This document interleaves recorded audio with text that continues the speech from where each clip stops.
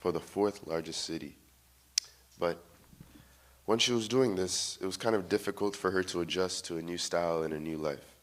And later on, she missed her parents and also her two sisters because she was away from home.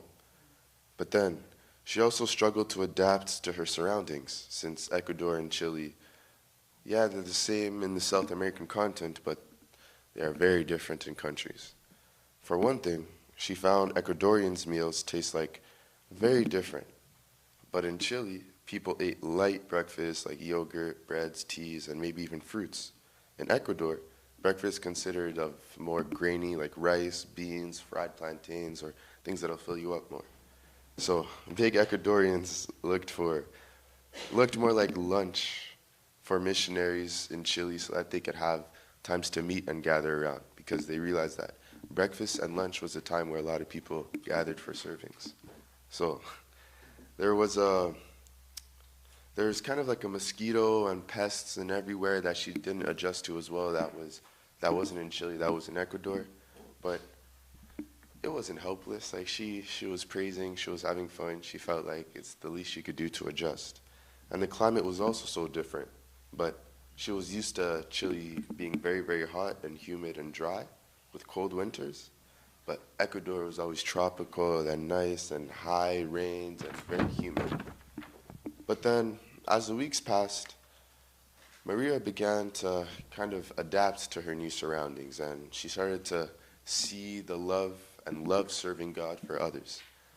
As she used her background in social working, many children at the school came to her either from indigenous peoples or different tribes or just trying to understand themselves better.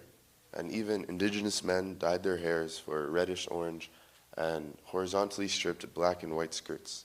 And women wore that brightly colored and horizontally stripped attire as well. This is just to describe how they looked like as Ecuadorians. But children learned about Jesus at the school and also at the Pathfinders clubs. They went home and they taught this to their parents as well, as they were happy and proud for what they learned from Maria. And Maria was also amazed to see that children and their parents were growing closer to God throughout her work at school. Maria's activities began to teach and to join people closer around to come visit school and to kind of get people away from their bad habits and to get them into church as kind of like a rehab or a source for growth, either if they had alcoholisms or traumas or any types of pasts. At this center, she gave Bible studies and played games with people. A number of those people gave their hearts to Jesus in baptism and turned their lives around. Maria also gradually started to visit children's homes where she told Bible stories and put on skits with them, with their children, with their families, just to get closer with the people that she was touching. And after years passed, Maria was amazed to see that God was revealing spiritual gifts and that she did not know that she had. Just like us, sometimes in church we may be doing things that we are called to that we might not think we could do, but then we realize that, oh, we're doing it better than we thought. So she had understood that her gifts was for reaching minds through teaching, but she hadn't realized that she had also had a gift for reaching hearts through exhortation. She had always been shy, but now she was learning to speak up, speak about God at school and elsewhere. She shared her personalities, her testimonies at various churches, and she always prayed for God to save her and her little sister's lives when she was ill with the liver cancer. She described God as someone who answers their prayers, and she and her family has joined the Adventist church. While Maria was surprised to see the testimonies as simple as her changing her job and moving to a different country, just impacted very heavily on those around her and the Holy Spirit as well. So it was a herd when the years ended. Maria didn't want to leave the mission field at all. She wanted to stay in Ecuador, live a good life, because her family as well, they became Christian. But then she finally found a new mission.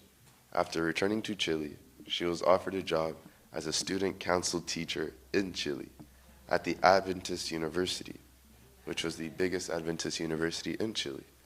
And then she began to spring. So basically the message today is to call that I have fulfilled a mission. I have fulfilled the mission in Ecuador, and now this is my missions field, she said. Basically, we may not know what our mission is, or we may not know what our calling is, or we might think that, no, this is our only thing that we could do. But unless if we actually get out and try, then we're always going to be in the dust, never wondering what to do. So I hope you guys just understand that when you take a leap of faith, God is going to be with you, and he's always going to hold you by your side, and you're never going to fall. You just have to take that step. God bless. Happy Sabbath.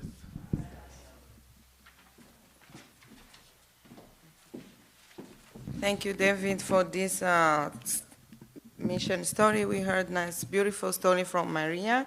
At this moment, we are going to split into our different classes. I was told that due to the special program we have today for Sabbath school, we are all going to try to be here at 10:30. So by 10:25, please, teachers, try to wrap up. And at 10:30, we will be here for the rest of our program. Happy Sabbath. Thanks again.